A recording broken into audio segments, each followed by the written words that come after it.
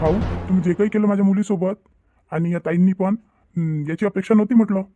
वाटलं नव्हतं तुम्ही असे कराल म्हणून. माझ्या मुलीवर हात उचलला तुम्ही. हात उचलला माझ्या मुलीवर. काय काय बोलून राहिले भाऊ तुम्ही? शुद्धीवर आहे का नाही आहे तुम्ही?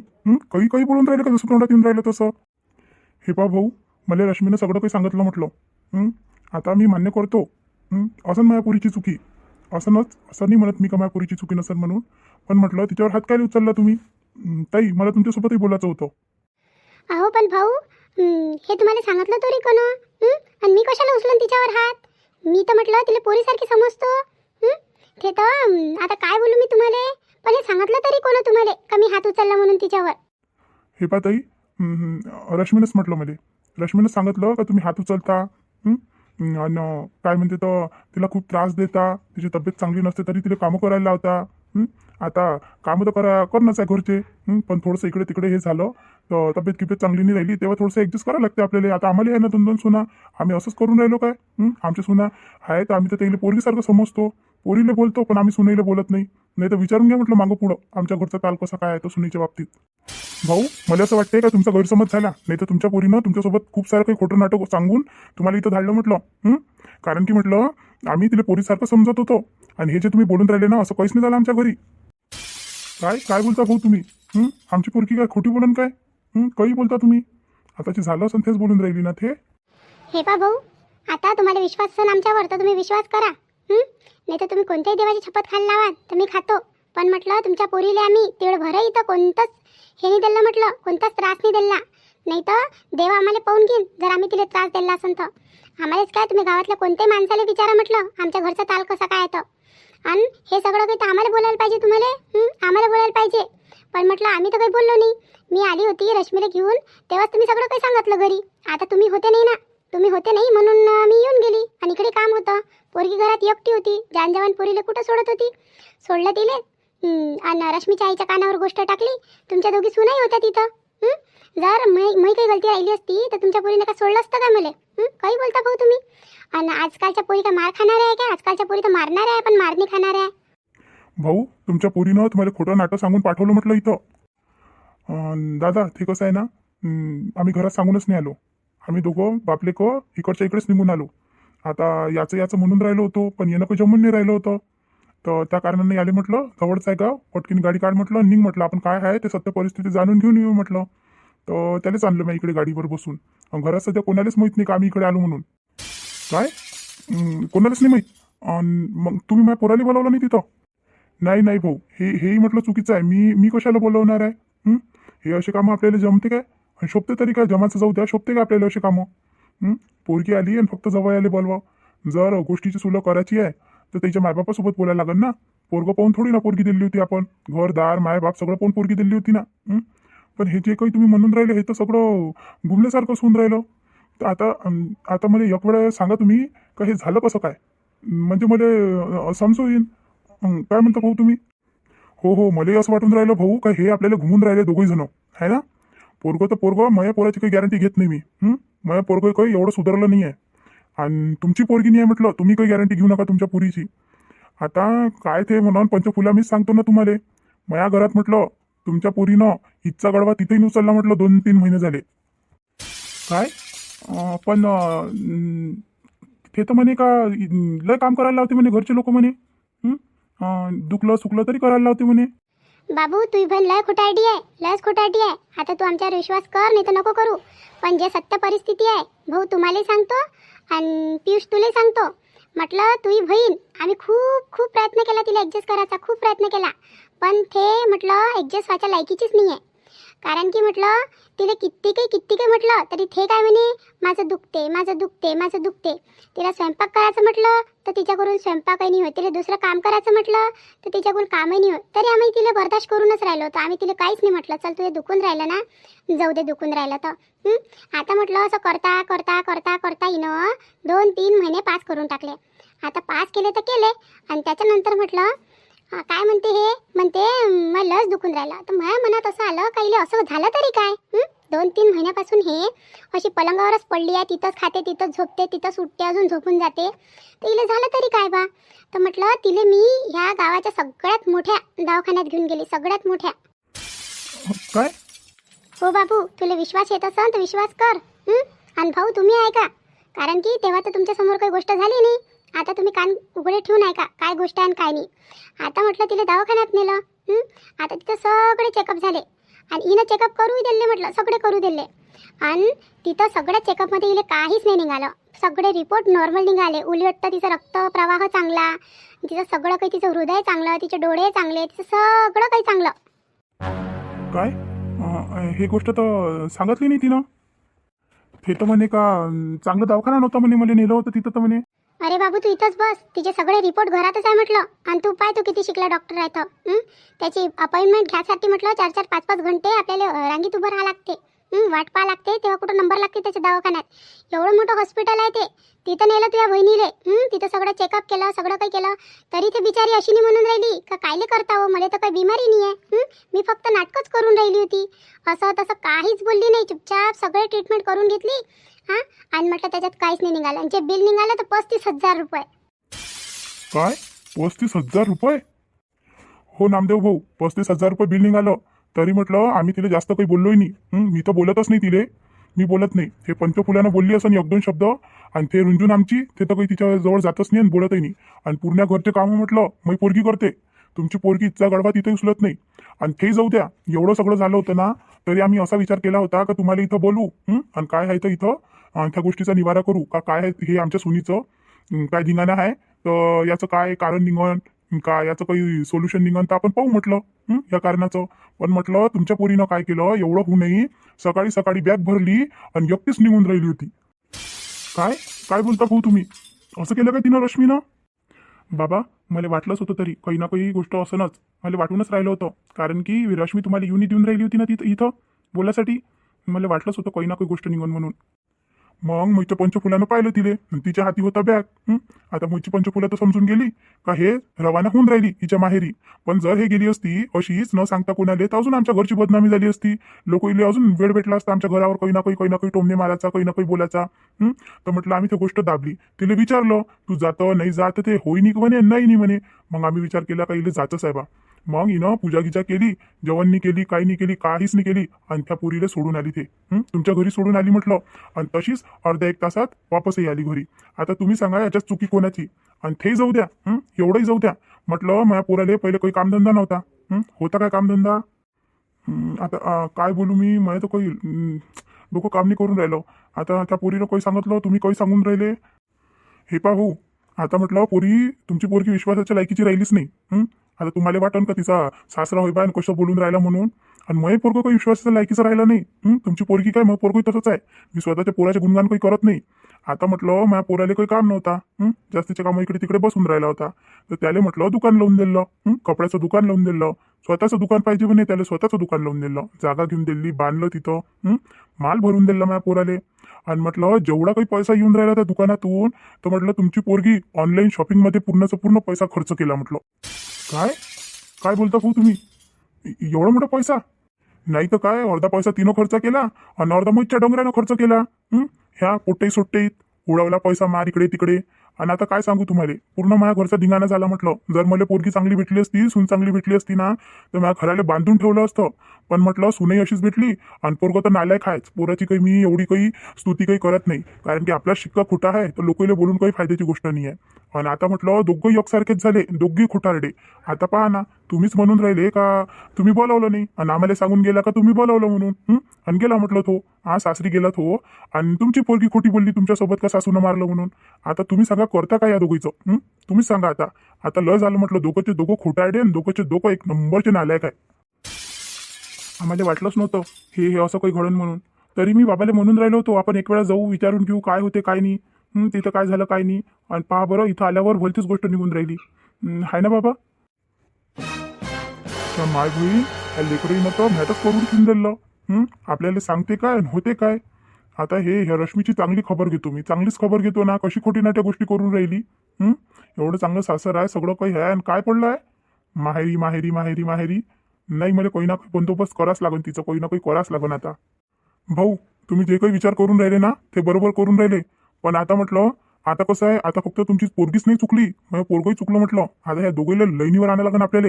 आणि येईले लाईनीवर आणण्यासाठी आपल्याला काही ना काही ताळजोड लावा लागन. तेव्हा कुठं यायचा संसार चांगल्यानं होईल. नाही तर ह्या पडन पूर्वेले बायको पडन पश्चिमले आणि आपण राहून जाऊ मधात. अशी गत होऊन जाईन आपली. पण रुपयाचे बाबा, काय करू आपण असं? का हे दोघं सुधारले पाहिजे, याच्या संसारी चांगल्याने लागले पाहिजे. काय करावं काही समजून नाही राहिलं. आता पहा ना, सून तिथं खोटी बोलून राहिली, पोरगं इथं खोटं बोलून राहिलं.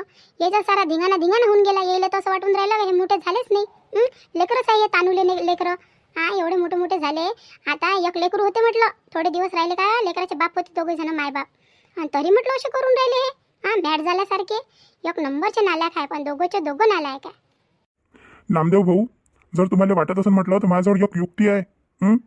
एक युक्ती आहे म्हटलं, जर तुम्ही करत असाल तर.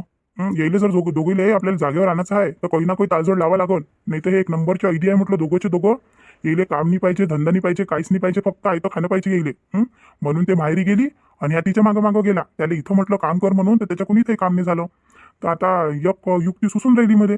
सांगू काय मी? हे पा भाऊ, येईले म्हटलं जागेवर आणण्यासाठी मी तर काही करायला तयार आहे. कारण की शेवटी त्याचा संसार आहे, संसार थोडी ना उद्ध्वस्त करणार आहे. काही ना काही ताळजोड लावाच लागल. पण भाऊ, मला एक गोष्ट सांगा. हे सगळं काही म्हटलं मी रश्मीच्या आई समोरच बोलली होती. सगळं काही त्यानं तुम्हाला काहीच नाही सांगितलं काय या गोष्टीबाबत? त्याच्या कानावर तुम्ही प्रत्येक गोष्ट टाकून आली होती. हेच चांगली राहिली असती तर कायले एवढे झमेल्यात पडलो असतो. मेन माणूस तर चांगला नाही आहे घराचा, ज्याच्यावर नीव आहे तेच चांगली नाही आहे. तर आता काय बोलाव? तरी लय बेकार जीवन आहे, लय बेकार जीवन आहे. आता काय सांगू तुम्हाला भाऊ. जाऊ द्या, आता काय करा. आता मला लय टेन्शन येऊन राहिलं. ह्या लेकरीचं मला टेन्शन येऊन राहिलं. कारण की कसं आमचा रुपयाही कामाधंद्यात काही लागून नाही राहिला. ते दुकान होतं, ते दुकानी बसून टाकलं. सगळा माल म्हटलं त्याच्यातला पडला आहे. आणि जो विकला त्याचे पैसे काही दाखवून नाही राहिला. काय केले काय नाही, कुठं खर्च केले, कुठं उडवले, काहीच नाही सांगून राहिला तो. आता म्हटलं ह्या रुपयाही असा, हे रश्मी अशी. आता आपण असं करू, त्याला नाही आहे काय काम धंद्याशी लावायला आपल्याला काही ना काही करावं लागून. आता मला एक युक्ती सुचली, ते सांगतो मी तुम्हाला. मया मन असं करून राहिलं. आता रुपया तर गेला तुमच्या इथं. हो भाऊ हो. आता तुम्ही काय करा, हे पा, तुम्हाला वाईट वाटन पण तुमच्या पोरीकून काम होत नाही. तिच्या इथे काम जीवावर. आणि तुमच्या इथं कसं, तुमच्या इथं आहे दोघी तिले भाव जाया. त्या करत असेल ना कामं, मग तिले कराच नाही लागत. आणि ते नाही केलं तर आई आहेच मग करू लागाले. मग तिच्यावर काही एवढा भार पडतच नाही ना. आता तुम्ही असा काही ताळजोड लावा का तिले तिथं काम करायला लागलं पाहिजे. म्हणजे म्हटलं तिचं काम करायच्या जीवावर येईन तिथं. आणि मग ते पडेपर्यंत इथं येईन आणि तिने तिच्या चुकीची अद्दल घडन. आणि राहिली गोष्ट माया पोराची. तर माया पोराले म्हटलं मी आताच सांगून देतो, माया पोराले मी घरात घेणार नाही. ना तुमच्या पोरीले घेईन ना माया पोराले घेईन. कारण की दोघांनाही चांगलं लुबाडलं म्हटलं मले. चांगलंच लुबाडून घेतलं. त्यानं विचार नाही केला का बाप बिमार आहे का आई एकटी आहे, ते पोरगी बिमार आहे, कशी काय करून घरचा. मी वावरात पळीन का इकडे पळीन का कुठं जाईन. त्याला बापाची कदर नाही म्हटलं. तर जर ते दोघं आली तर मी त्याला घरात ठेवणार नाही. त्याला वेगळी भाड्याची खोली करावं लागल आणि ते तिथं राहील. पण हे कसं काय? हे कसे बोलून राहिले तुम्ही? आणि काय? अरे पिंट्या, ते बरोबरच बोलून राहिले. चांगला विचार केला त्यानं. त्याच्याशिवाय ते दोघे जागेवर नाही येणार म्हटलं. इले कामाचा ताण पडन आणि त्याला कमवाचा ताण पडन. आणि दोघीवर जर ताण पडला ना तर त्याची अक्कल लवकरच जागेवर येईल. हे पटलं भाऊ आम्हाला तुमचं. तुम्ही सहमत झाले हे पटलं म्हटलं. मला वाटलंच होतं तरी. मी इले पंचफुल्याले म्हणून राहिलो का तू ते बोली ना ते नामदेव भाऊ समोरच बोलायला लागत होतं त्या. पण म्हटलं आम्ही वाटपून राहिलो होतो तुमची. मला माहित होतं तुम्ही काही ना काही डिसिजन चांगलाच घेईन म्हणून या गोष्टीचा. आणि पहा भाऊ, त्याला म्हटलं कामधंद्याशी लावा लागते, नाही तर त्याचा संसार काही होणार आहे नाही. आणि शेवटी हे कोणाचं आहे, कोणासाठी कमवून राहिलो आम्ही? आमच्या लेकरीसाठीच कमवून राहिलो ना. एवढं मोठं वैभव आहे कोणाचं आहे? रुपयाचं आणि रुंजूंचं. तर म्हटलं दोघांचंच आहे. पण कमीत कमी त्याचं समजलं पाहिजे ना का पैसा कसा कमवावा लागते, किती मेहनत लागते पैशासाठी. आणि घरात जर बहिणं काम नाही केलं तर घराला घर पण नाही येत म्हटलं. बहिणं घर पण येते. माणूस कामाला जाते तर पैसे आणते. ह्या दोघीला याचं काहीच जाण नाही. आता येईल जाणं आणण्यासाठी म्हटलं आपल्याला असा ना असा कदम उचलाच लागन. आता तुम्हाला जर मी गोष्ट पटली असन तर तुम्ही अंमलात आणा ही गोष्ट. आता तुम्ही आलेच आहे म्हटलं. आणि मी जेव्हा सोयरीक केली होती ना तेव्हा मी तुमचं खूप नाव ऐकलं होतं. मी पंचफुलाला सांगितलंय म्हटलं. मी खूप खूप खूप पडईती ऐकली म्हटलं नामदेव भाऊची. आणि खरंच तुम्ही तसेच निघाले. पण आता आपल्या लेकरीसाठी थोडंसं झुका लागन, थोडंसं कठोरी व्हावं लागन आणि त्याचा संसार जागेवर आणा लागन. काय म्हणता मग तुम्ही? आणि पियुष, तुझं काय मत आहे? हे पहा, आता मी काय म्हणू. आता म्हटलं तुम्हीच मोठे माणसं आहे. तुम्ही जो निर्णय घ्यान तो बरोबरच घ्यान. आणि मला काही एवढी दुनियादारीची आणि एवढी काही संसाराची अनुभव नाही आहे. तुम्ही जो निर्णय घेतला असन तो बरोबरच घेतला असन. आणि हे पाय बाबू, मागही किती झालं होतं. किती झालं होतं महागाई. तर म्हटलं तू या आहे ना आणि राधिकाच्या आहे ना, आम्ही रश्मीले एवढं काही तिचं सहन केलं आणि तिला राहू दिलं म्हटलं. नाही तर तेव्हा तर रुपयाचं काहीच मन नव्हतं. पण आता कसं काय त्याचं मन फिरलं आणि दोघं एकाच नाण्याच्या दोन बाजू झाले, एक इकडची आणि एक तिकडची. बस असाच ताल चालू आहे त्याचा. आता काय सांगू, लय बेकार ताल आहे दोघीचा. पण का हो, तुम्ही म्हणता भाड्याच्या खोलीत धाडण म्हणून, पण तो कसा करून व किराया, घर खर्च आणि सगळं काही कसा करून तो. हे पाय पंचफुला, सध्या तो काही आला नाही. सध्या आला नाही आणि सध्या भाड्यानं काही गेला नाही आणि त्याला किराया सध्या काही द्यायला लागून राहिला नाही. तो येईन तेव्हा विचार करू, पण त्याला तसं करावंच लागन. आणि तू तुझ्या मनाले कठोर बनव जराशी. अशानं काही फायदा नाही होणार आहे म्हटलं. अशानं दोघंही तुझे फायदा उचलून राहिले. पाय ना, तू एवढी चांगली राहिली सुनीसोबत, तरी सुनीनं तुझी बदनामी केली ना एवढी मोठी. आता म्हटलं ह्या बैतापणा सोड तू या. जराशी कडक बनाले. एवढे लढ काही कामाचं नाही लेकराईवर. हे पा ताई, लाड करायच्या वेळेस लाडी करायला लागते मायबापानं, पण जर लेकरं असे वागत असले ना तर मायबापाला कठोरही बनायला लागते म्हटलं. कठोर बनल्याशिवाय काही पर्याय नाही आहे त्या गोष्टीचा. आणि जे भाऊ बोलून राहिले ना ते एकदम बरोबर बोलून राहिले. पण आता नाही काय, आता आपलं जे काही बोलणं झालं तर ह्या बाबतीत कोणालाच काही सांगजा नका. आम्ही तर सांगणारच नाही आमच्या घरी, आणि तुम्ही पण सांगजा नका. आता जाऊई बुवा तर आले आमच्या घरी, तुम्हीच तर सांगून राहिले जाऊई बुवा गेले म्हणून. हो गेला ना रुपया. हे पा भाऊ, आता म्हटलं जाऊई आमच्या इथं आले, पण म्हटलं आम्ही त्याला बेइज्जत करून नाही पाठवू शकत ना. आणि त्याला असं नाही म्हणू शकत का जा बा तुम्ही घरी म्हणून. नाही, तुमचं बरोबर आहे. शेवटी जवळ होतो तुमचा, आमचं पोरगं असलं तरी. आणि जवळची इज्जत करणं तर हेच आहे म्हणा. पण तरी म्हटलं थोडंसं कडकच राहायचा. आता तो बंदोबस्त न चाला तिथं का तिथं मुक्कामी राहीन म्हणून. बंदोबस्त आहे दोघही जणीचा, नवरा बायकोचा, का तिथं मुक्कामी राहीन म्हणून दोघही जण. आता तुम्ही पहा, लावा तालजोड. आता मी तशी युक्ती सुचवली तुम्हाला. जर त्याचं संसार बरोबर करायचा असेल तर काही ना काही उलाढाला तो करायच लागून. पहा आता कसं काय करता तो. नाही तर मग आहेच, जर हेनी सुधारली तुमची पोरगीनी सुधारली तर मग आम्हाला आमचं पोरगं वेगळं करायला लागन. आणि आमचं पोरगं नाही सुधारलं तर तुम्ही तुमच्या पोरीला नका पाठवू. दोघीले आम्ही आमच्या छातीवर थोडी ना ठेवणार आहे मुंग दयासाठी. थोही कामाचा नाही आणि तेही कामाची नाही. आम्ही म्हातारे माणसं केव्हापर्यंत कामही सांभाळू आणि घरही सांभाळू, तुम्हीच सांगा आता. नाही, बरोबरच बोलून राहिले तुम्ही, बरोबरच बोलून राहिले.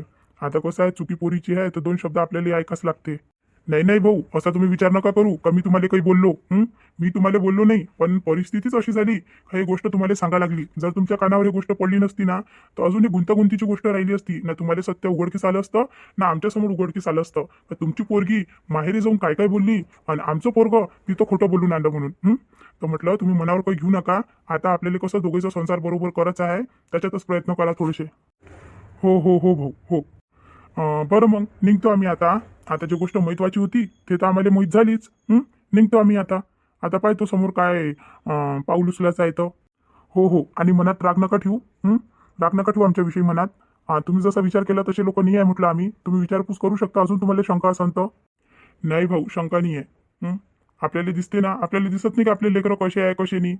आणि म्हटलं कोणी एवढ्या गोष्टी सांगितल्या तर त्याच्यातल्या 10तल्या 9 तर खऱ्या असन. एखादी खोटी असन, 9 तर खऱ्या असन.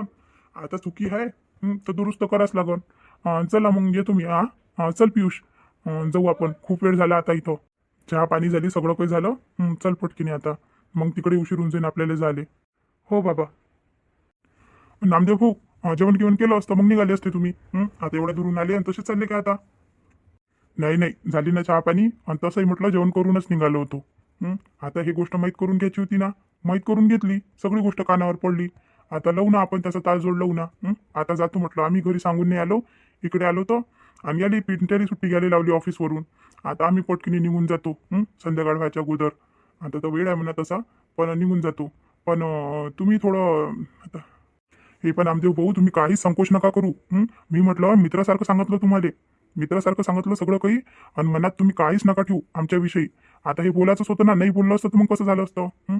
बोललो तेव्हाच तर तुम्हाला माहीत पडलं ना कशी काय गोष्ट आहे तर. आता पहा तुम्हाला काय करायचं आहे तर. आता पोरगी तुमच्याशी आहे आणि जवळ तुमच्याशी आहे. आतापर्यंत तर आम्ही सहन केलं, आता तुम्ही थोडंसं लोट घ्या. हो लोट तर घ्यास लागल. चला मग येतो आम्ही. नमस्कार. नमस्कार.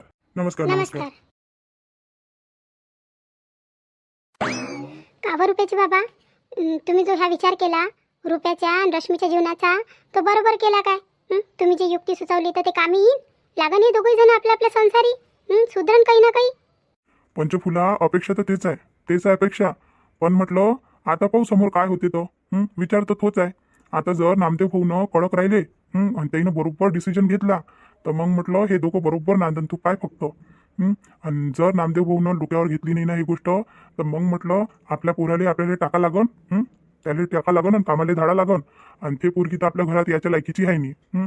तर ते मग तेच आहे, सोडसिट्टी घ्या, या पोराले वन घुमवा. आणि ते पोरगी तिथं पडली राहील, अशीच गोष्ट होऊन जाईल. मग ते काय करतो, मग त्याच्याशिवाय काही पर्याय नाही आहे ना. एखादा राहिला तर माणूस सहनही करू शकते. चल बाई, बायको ऐदी आहे, माणूस चांगला आहे तर गाडा चालून जाते. माणूस ऐदी आहे, बायको चांगली आहे तर गाडा चालून जाते जीवनाचा. पण हे दोघंही तसेच आहे ना, दोघंही तसेच आहे. एक नंबरचे खोटारडे आणि एक नंबरचे नालायक. याच्यासाठी काही ना काही असा आपल्याला निर्णय घ्यायलाच पाहिजे होता. हे तर युक्ती मी पहिले सुचवायला पाहिजे होती, पण उशीर झाला. आता म्हटलं खूप वेळ होऊन गेला, पण तरी माहीत पडते आता नामदेव भाऊ काय विचार करते तर त्या बाबतीत जे काही मी आता सांगितलं होतं. पण पहा बरं, रुपयाचे बाबा पहा बरं, किती खोटारडी आहे म्हटलं तुमची सून. केव्हा हात उचलला हो मी तिच्यावर. मी आता म्हटलं एवढं केलं तिचं, 2-2.5 महिने 3 महिने एवढं केलं म्हटलं, तिला सगळं जागेवर दिलं. माझ्या पोरीला म्हटलं का करू लाग म्हणून, तिची तब्येत खराब आहे. आणि पहा बरं किती खोटी नाटी बोलली ती माझ्याविषयी. आणि मेन म्हणजे तिच्या बाबालाही विश्वास येऊन गेला त्या गोष्टीवर. आजकालच्या सुना मार खायच्या लायकीच्या आहे काय. आता ते कसं आहे पंचफुला, आता म्हटलं गोष्टी त्यानं सांगितलंच ना, म्हणे घरचं मेन माणूसच बरोबर नाही ना म्हणे. म्हणजे याचा अर्थ तिच्या आईनं, रश्मीच्या आईनं काही सांगितलंच नाही ना नामदेव भाऊले. जेव्हा सांगितलंच नाही तर तिला कसं माहीत पडणार आहे काय गोष्ट आहे काय नाही. आणि मी तुला पहिलेच सांगितलं होतं, म्हटलं मी खूप चौकशी केली होती रुपयाच्या लग्नाच्या वेळेस. मला सगळ्या लोकांना सांगितलं होतं का नामदेव भाऊचा स्वभाव एकदम चांगला आहे आणि लय चांगला माणूस आहे म्हणून. आणि मला आज वाटलंही, म्हटलं एवढं काही म्हटलं त्याला, पण त्यानं म्हटलं असं म्हणजे एकदम गडबडीनं निर्णय नाही घेतला. आणि जे त्याला युक्ती सुचवली त्याच्यावरही त्यानं काम करायला होकार दिला. तर म्हटलं याच्यावरूनच विचार कर ना तू. म्हटलं चांगली माणसं आहे, ते चांगली माणसं आहे. ते पिंट्याचाही स्वभाव चांगला आहे आणि नामदेव भाऊचाही स्वभाव चांगला आहे. मला तर वाटते त्या रश्मीची आई इनबाईच चांगला नाही आहे. त्याच तिले डोक्यावर घेऊन राहिला असं, आणि ते पोरगी तशी नाचून राहिली. मला तर असंच वाटते, इकडे तू शेकी घेतो तुझ्या पोराची, आणि तिकडे ते घेते. बरोबर आहे, दोघीच्या माया जास्तीचे कामं करून राहिल्या ना, म्हणून इकडे लेकरं असे होऊन राहिले. हे पा रुपयाचे बाबा, काही झालं ना तर तुम्ही मलाच बोलता हो. मलाच बोलता. आता तुम्ही एवढा मोठा निर्णय घेतला, त्याला वेगळं ठेवायचा, घरात नाही उद्याचा, त्याच्यात मी सहमत झाली ना म्हटलं. आता माझ्या पोरगं होतं, मी लाडाचावानं मोठं केलं, त्याच्यात मी काय चुकी आहे. एक तर म्हटलं देवाने एवढ्या दिवसाच्या नंतर दिलं होतं पोरगं, मग लाडानं नाही ठेवू तर काय न ठेवू. तुम्ही मलाच बोलता हो. अहो पंचफुला, लाडही करा लागते लेकरीचा, पण जेव्हा ते चुकीच्या नादी लागले ना, चुकीच्या रस्त्यावर चालले ना, तर त्याला म्हटलं ओढून आणायला लागते आणि 2 झापडाही मारा लागते. ते त्या केलं नाही. मी राहिलो कमावण्यात आणि त्या म्हटलं पोराला बिघडवून टाकलं. त्याला यल पाडू माया बापू. आता बापू बसला डोक्यावर. आता तू इथे किंमत नाही करून राहिला. तो कसा निघून गेला, तन निघून गेला ना सासरी. तू किंमत केली का त्यानं. तुम्ही मलाच बोला, सगळेजण मलाच बोला, मीच चुकी आहे ना, मलाच बोला तुम्ही. मीच चुकी केली, एवढ्या लाडात ठेवलं त्याला, मीच चुकी आहे. बोला ना, बोला, तुम्ही बोला, ते बोला, सगळेच बोला. मला तिकडे सून आरोप लावते माझ्यावर. मीच चुकी आहे, खरंच मीच चुकी आहे, मीच मॅट आहे. अगं काही नाही होत. झालं. आता आपण त्याला जागेवर आणण्याचा प्रयत्न करू. आणि माझ्या बोलण्यात काही चुकी झाली असेल तर मला क्षमा कर, मन नको दुखू देऊ तुझं. मी रागाच्या भरात बोलून गेलो. तर चला मंडळी, तुम्हाला आमचा आजचा एपिसोड कसा वाटला तर आम्हाला कमेंट करून सांगा. आणि आज तर राधिका आहे नाही तर तुमचे नावं कोणी घेणार नाही. तर आज तुम्ही भरभरून कमेंट करा तुम्हाला आजचा व्हिडिओ कसा वाटला. तो उद्या सगळीचे नावं राधिका घेईन म्हटलं, सगळीचे नावं घेईन, म्हणून भरभरून कमेंट करा. व्हिडिओ कसा वाटला ते सांगा. चॅनलवर नवीन असाल तर सबस्क्राईब करा, लाईक करा, शेअर करा आणि हाईप द्यायला विसरू नका. भेटू आता पुढच्या एपिसोडमध्ये. तेव्हापर्यंत आता मला रजा द्या. पण पुढचा एपिसोड नक्की पहा. मजाच मजा आहे म्हटलं.